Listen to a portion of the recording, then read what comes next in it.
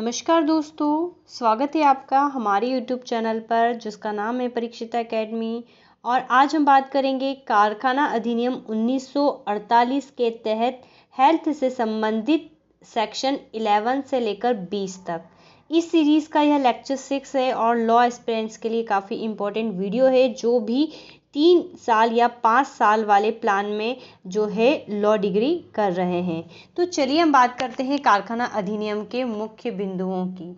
इसके पहले आपसे कहना चाहेंगे कि अगर आप भी हमारे इस YouTube चैनल पर नए हैं तो वीडियो को लाइक, शेयर, सब्सक्राइब ज़रूर करें। तो आ जाते हैं मुख्य बिंदु पर। तो कारखाना अधिनियम जो है मुख्य रूप से 11 अध्याय और 120 सेक्शन में दिया हुआ है। हमने इसके स्टार्टिंग से जो है प्रीवियस वीडियो में बात की है और इसी सीरीज़ में आज हम आ खड़े हुए हैं स्वास्थ्य पर, जो कि हमारा तीसरा लेक्चर है। धारा 11 से 20 तक काफ़ी इंपॉर्टेंट है ये टॉपिक, एग्जाम में हमेशा पूछा जाता है जनरली, तो हम इसके बारे में समझते हैं। तो 1948 के पहले कई जो है हमारे देश में अंग्रेज़ों के टाइम पर जो है फैक्ट्री एक्ट लागू हुए थे, वहाँ पर स्वास्थ्य से संबंधित इतने प्रावधान नहीं थे। तो 1948 में की एक विशेषता है कि इसने स्वास्थ्य संबंधी कुछ प्रावधानों को जोड़ा जो मजदूरों के हितों के लिए है और हमारे अच्छे पर्यावरण के लिए है, जो मानवीय दृष्टिकोण से काफ़ी सही है।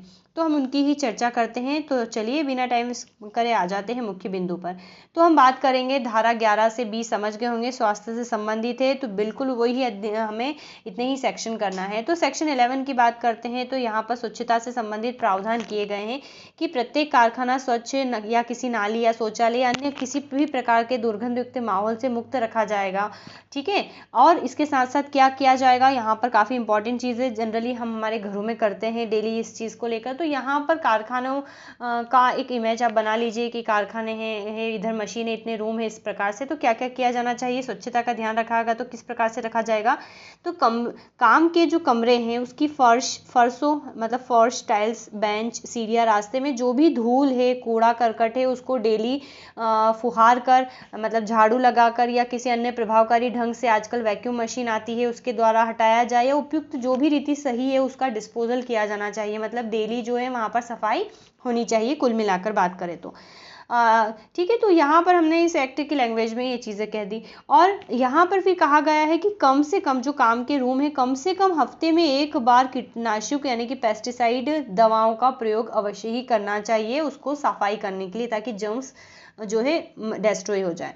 तीसरी बात यहाँ पर कही गई है कि यदि कोई फर्श अभिनिर्माण प्रक्रिया के दौरान गीला हो जाता है तो उसका निष्कासन किया जाना संभव हो तो वहाँ पर निस्तारण के प्रभावकारी साधन उपबंधित किए तथा रखे जाएंगे। ठीक है, अगर मान लीजिए कुछ ऐसी प्रोसेस चल रही है जिसकी वहाँ पर पानी लगता ही है और वो गीला हो जाता है तो उसको डिस्पोजल की व्यवस्था होनी चाहिए। ठीक है, और साथ में यहाँ पर ये कहा गया है कि जो भी कारखाना है उसकी जो दीवारें हैं, पार्टीशन है, कमरे की खिड़कियां हैं, छत है, जो भी एक चीज़, जो भी इंफ्रास्ट्रक्चर है उसका, तो उसकी बाहरी और आंतरिक छतों पर ये कहने की कोशिश की जा रही है कि रंगाई पुताई होनी चाहिए, पेंट होना चाहिए। ठीक है, अब यहाँ पर इसकी भी 3 कंडीशन है। पहली कि रंगी या वार्निश की जाए, मतलब दीवारें जो भी हमने बताया आपको, ये सारी चीज़ें जो है रंगी या वार्निश की जाए, और कम से कम 5 साल में कम से कम एक बार अवश्य किया जाना चाहिए। हर साल तो दिवाली की तरह पुताई कर नहीं सकते, सबका अपना अपना जो है एक मेंटेनेंस रहता है, एक बजट रहता है।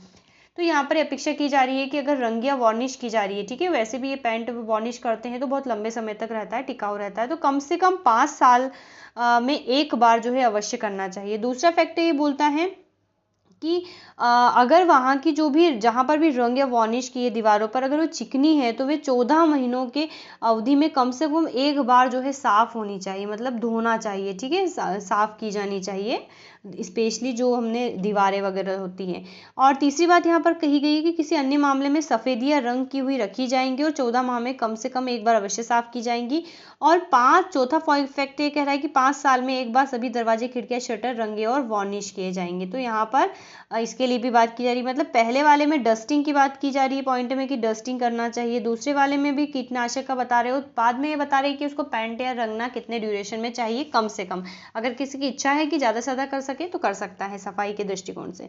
अब यहाँ पर इसका दूसरा उपबंध ये कहता है कि ठीक है, दूसरा उपबंध ये थोड़ा सा शब्द, ठीक है, तो दूसरा उपबंध ये कहता है कि अगर कोई मान लीजिए इसका पूर्णतः पालन नहीं कर सकता है तो, अच्छा एक पॉइंट छूट गया यहाँ पर, कि ये जो भी काम किए जा रहे हैं तो यहाँ पर ये कहा जा रहा है कि रजिस्टर में उस चीज़ का उल्लेख होना चाहिए, ठीक है, कि हमने फलाने दिन ये वाला काम किया है, ताकि वो एक चीज़ मेंटेन रहे और जब भी निरीक्षक आए तो आप उनको दिखा सकें।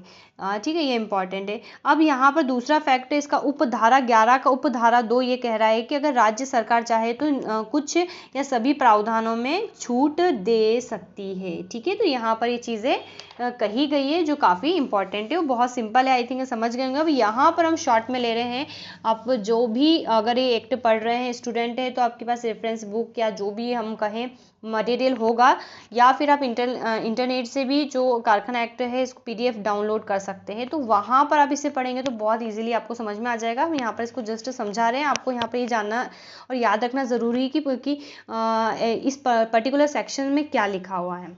तो अब धारा 12 की बात करते हैं। तो यहाँ पर कहा गया है कि जो भी बेकार रद्दी वस्तुओं तथा उच्च प्रभाव नहीं है, ये उत्प्रवाह यानी कि इफ्लुएंस, यानी कि जो भी बाई प्रोडक्ट्स है यहाँ पर उनकी बात की जा रही है। तो जो भी इफ्लुएंस है उसका नियमित डिस्पोजल किया जाना चाहिए और इसके लिए राज्य सरकार जो है नियम बना सकती है, ठीक है। तो यहाँ पर पहले में बोल रहे डिस्पोजल किया जाना चाहिए, दूसरे में गवर्नमेंट ऑफ स्टेट के ऊपर छोड़ दिया गया है कि राज्य सरकार जो है नियम बना सकती है। अब तीसरा है वेंटिलेशन एंड टेम्परेचर। तो यहाँ पर ये कहा गया है, वेंटिलेशन एंड टेम्परेचर का मतलब भी समझ जाइए, मतलब कारखाना की बात की जा रही है तो वहाँ का खिड़कियाँ होना चाहिए वेंटिलेशन के लिए, ताकि ताज़ी हवाएं आ सके, या फिर अगर पूरा पैक रहेगा तो टेम्परेचर भी सडनली मतलब इंसान भी अगर ज़्यादा रहता है, क्राउड रहता है तो टेम्परेचर इंक्रीज हो जाता है, और वैसे भी अभी निर्माण प्रक्रिया चल रही है तो भी टेम्परेचर बढ़ने के चांसेस रहते हैं। तो उसके मेंटेनेंस के लिए जो है वेंटिलेशन प्रॉपर होना चाहिए। तो यहाँ पर वही कहा गया है कि हर एक कारखाने के प्रत्येक कार्यकक्ष में निम्नलिखित बातों के रखने तथा बंद करने के लिए निमित्त प्रभाव एवं उचित प्रबंध किए जाए, जैसे ताजी वायु के चलने के लिए पर्याप्त वेंटिलेशन हो, कर्मकारों को सुख की समुचित अवस्थाएं सुनिश्चित कराने वाला तथा उसके स्वास्थ्य को क्षति से बचाने वाला प्रबंध किया जाए, ठीक है। दीवार तथा छतें ऐसी मटेरियल या पदार्थ की और इस प्रकार से रूपांतरित होंगी कि तापमान आगे नहीं बढ़ेगा और यथासाध्य कम ही बना रहेगा। यहाँ पर कारखाने में किए जाने वाले काम की प्रकृति ऐसी है जिससे ऊंचा तापमान होता है या होने की संभावना रहती है, तो ऐसे यथासाध्य उपायों का प्रयोग किया जाएगा जिससे कि कर्मकार उससे बच सके। कार्य कक्ष को ऐसी तापमानजनक प्रक्रिया से अलग करके या गर्म भागों को इंसुलेट करके अन्य प्रभावी साधनों द्वारा ऐसी व्यवस्था करनी होगी। अब दूसरा पॉइंट यहाँ पर ये कहा जा रहा है कि राज्य सरकार युक्त वेंटिलेशन तथा टेम्परेचर का मान किसी भी कारखाने प्रकार या अभिवर्णन वाले कारखानों के लिए आदेश दे सकती है, साथ ही जो तापमापक के उबंधित होने तथा ऐसे स्थानों और स्थिति में रखने का भी वो आदेश दे सकती है, ठीक है। तीसरा फैक्ट यही कहता है धारा 13 का उपधारा 3 की, यदि इसे प्रतीत होता है कि किसी कारखाने या कारखानों के समूह का उच्च तापमान ऐसे तरीकों जैसे सफेदी, स्प्रिंग, इंसुलेटिंग या बाह्य दीवारों से आच्छादन, छत का ऊंचा करना है, दोहरी छत रखना, इंसुलेट करने वाली सामग्री के उपयोग आदि से कम किया जा सकता है, तो इन तरीकों या अन्य विधियों को कारखानों में विहित किए जाने के लिए विहित कर सकती है। तो यहाँ पर कुल मिलाकर समझ गए होंगे वेंटिलेशन की बात करी गई है। अब फोर्थ में डस्ट एंड फ्यूम की बात की गई कि प्रत्येक कारखाने में जहाँ की जाने वाली अभिनिर्माण प्रक्रिया के कारण धूल एवं धूम उत्पन्न होती है या उसी प्रकार की अन्य कोई अशुद्धि उत्पन्न होती है, तो इससे नियोजित कर्मकारों के लिए हानिकारक और ऑफेंसिव हो, तो पर्याप्त मात्रा में धूल उठती है तो किसी कार्यकक्ष में उसके सांस में जाने या संचय के निवारण के लिए प्रभावी कदम उठाए जाने चाहिए, ठीक है। और ठीक है, यहाँ पर उठाए जाने चाहिए जिससे क्या हो, या फिर ऐसे कुछ व्यापक उपकरण की आवश्यकता या वहाँ पर अवेलेबल होना चाहिए जिससे धूल धूम अशुद्धता उत्पन्न करने वाले और जो भी पदार्थ हैं उसके प्रभाव को कम किया जा सके, ठीक है। तो यहाँ पर ये चीज़ें बहुत ही इंपॉर्टेंट हैं। पब्लिक प्रोसिक्यूटर, यहाँ पर एक वाद हमें याद रखना पड़े चाहिए कि पब्लिक प्रोसिक्यूटर बनाम वीरभद्रम्बा में अभिनिर्धारित किया गया कि यदि नियोजक डस्क प्रूफ हस्क चैम्बर के निर्माण करने में विफल रहता है तो उसे बना रहने वाला अपराध माना जाएगा, ठीक है। तो यहाँ पर भी जिम्मेदारी जो है कंपनी के डायरेक्टर की हो जाती है, नियोजक की हो जाती है। चलिए, अब तो ये चीज़ें हो गई। अब हम आगे बढ़ते हैं धारा सेक्शन 15 पर। तो यहाँ पर आर्टिफिशियल ह्यूमिडिफिकेशन की बात की गई, यानी कि कृत्रिम नमीकरण की बात की गई है कि धारा 15 में कहा गया है कि सभी कारखानों में जहां प्रकृति के कारण उद्योगों के प्रभावकारी संचालन हेतु ऐसा करना अनिवार्य है तो कृत्रिम रूप से जो है नमीकरण को बढ़ाया जाएगा। वहां इस प्रायोजन के उद्देश्य हेतु इसके संबंध में राज्य सरकार जो है नियम बना सकती है। पहला क्या है कि नमी के लिए मान निर्धारण करके वायु के नमीकरण को कृत्रिम ढंग से बढ़ाने के उपयोग में लाई जाने वाली रीतियों का अनुपालन करके और जो एयर या जो नमीकरण है के निर्धारण के लिए परख का विहित करना, जिससे सही ढंग से उसका रिकॉर्ड लिखा जा सके। प्रत्येक कारखानों में जहाँ की वायु नमीकरण कृत्रिम विधि से बढ़ाई जाती है तो वहाँ उसके निमित्त प्रयोग में लाया जाने वाला जो पब्लिक सप्लाई है में या पेयजल के अन्य स्रोत से ही लिया जाना है, उसका प्रयोग किए जाने के पूर्व से प्रभावी रूप से शुद्ध किया जाएगा। ठीक है, तो यहाँ पर इस बात की बात कही गई है, तो ये ध्यान रखना है।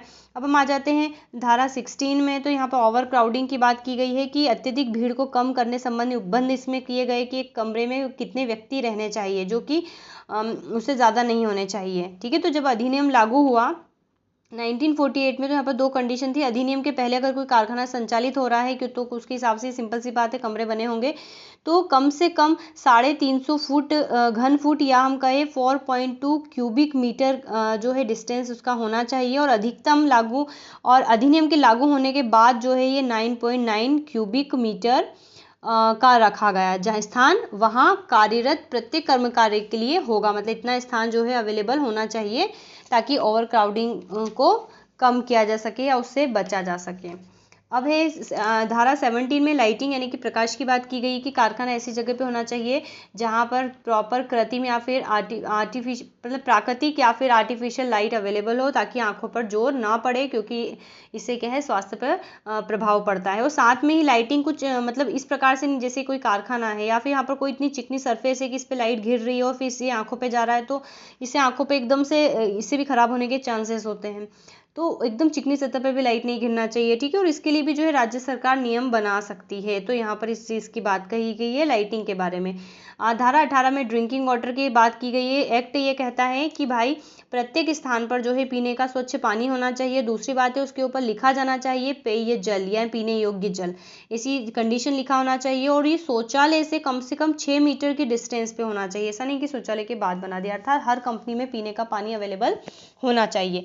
फिर यहाँ पर ये प्रावधान भी किया गया है इसके तहत कि जिस कंपनी में मजदूरों की संख्या 250 से ऊपर है तो वहाँ पर गर्म मौसम में पेयजल को ठंडा करने की व्यवस्था और उसके वितरण की व्यवस्था भी होनी चाहिए। आजकल तो जो है वाटर कूलर चलते ही हैं, लेकिन उस समय भी ये कल्पना की गई थी कि ये चीज़ें जो होती है बहुत सेहत के लिए ज़रूरी होती है। तो यहाँ पर ड्रिंकिंग वाटर का ध्यान रखा जाना चाहिए। ठीक है, चलिए अब और यहाँ पर साथ में एक चीज़ और कही गई कि इसके लिए और भी जो है गवर्नमेंट ऑफ स्टेट यानी कि राज्य सरकार कानून या नियम बना सकती है। अब धारा 19 की बात करें, शौचालय और मूत्रालय की यहाँ पर बात की गई है कि हर कारखाने में क्या है साफ स्वच्छ जो है शौचालय होने चाहिए, मेल फीमेल के लिए अलग होना चाहिए, साथ में उस पर नाम भी लिखे होने चाहिए और उनका फोटो भी लगा होना चाहिए। ठीक है, ताकि हर व्यक्ति को उस समय जो है अक्षर ज्ञान नहीं था तो फोटो देख के समझ जाए। और नियमित रूप से जो ये शौचालय है उनकी सफाई होनी चाहिए, वहाँ हमेशा साफ सुथरा रखा जाना चाहिए। और मेहतर जो उसको नियोजित करते साफ करते हैं उनकी भी व्यवस्था होनी चाहिए, इसमें साफ तौर पे कहा गया है। ठीक है, अब इसी का जो 19 है इसकी उपधारा 2 ये कहती है कि कारखानों में साधारण तौर से 250 से अधिक कर्मकार नियोजित होते हैं, तो वहाँ सभी शौचालय मूत्रालय विहित ढंग से स्वच्छ रहेंगे।